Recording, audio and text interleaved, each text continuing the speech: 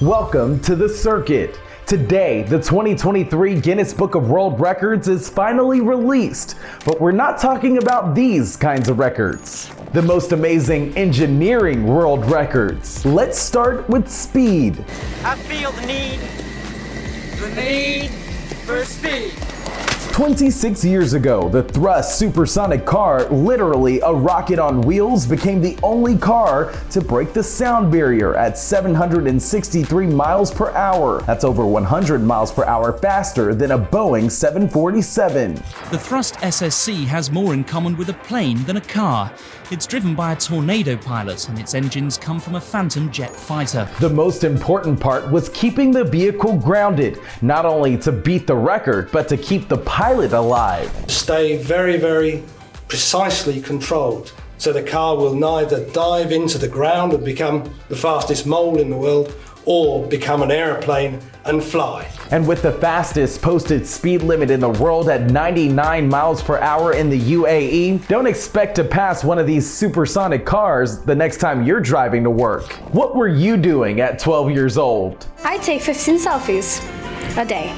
I want to stay a child. When Jackson Oswalt was 12, he did something typically only the sun can do. In 2018, he became the youngest person in the world to achieve nuclear fusion right in his playroom in Memphis, Tennessee. I have been able to use electricity to accelerate two atoms of deuterium together so that they fuse into an atom of helium-3 and also release a neutron, which can be used to heat up water and turn a steam engine, which in turn produces electricity. Nuclear fusion is the same reaction that makes stars like the sun shine, fusing hydrogen into helium. But building an atomic fuser at home is not that simple. You need a vacuum chamber and 50,000 volts of electricity, deuterium, which is a highly explosive gas, and you could be exposed to potentially hazardous levels of X-rays. And when it comes to the sun, Apple was not about to be outshined by a middle schooler. Apple's headquarters in Cupertino, California holds the record for the largest solar-powered building. This isn't your average office building. It's literally known as the spaceship, part of a 175-acre solar-powered campus that's redefining what it means to be environmentally responsible by generating 17 megawatts of solar power, enough to handle 3/4 of the power needed during working hours. If you compare it to Google's headquarters, which only has 1.6 megawatts,